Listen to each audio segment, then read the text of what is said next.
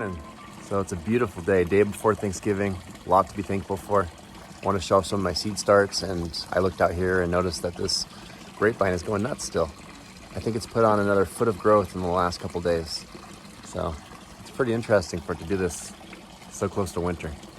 All right, so let me show you some of my seeds that I've been growing in the window. First I have some passion fruit here. Next to the passion fruit I have some pomegranate. These were grown from seed. More passion fruit. Banana.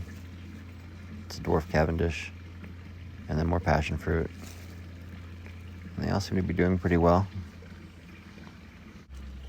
I have another banana over in this window. Some kiwis that I grew from seed here. I have a video about that.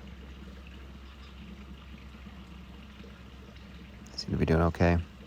This is an apricot. My mom sent me some seeds, and so I germinated them. This is a chive. And then more passion fruit. And this is called King Kong. These are both more bananas, dwarf Cavendish. And they seem to be doing well in the south-facing window. Here's more kiwi. And then more King Kong or water spinach.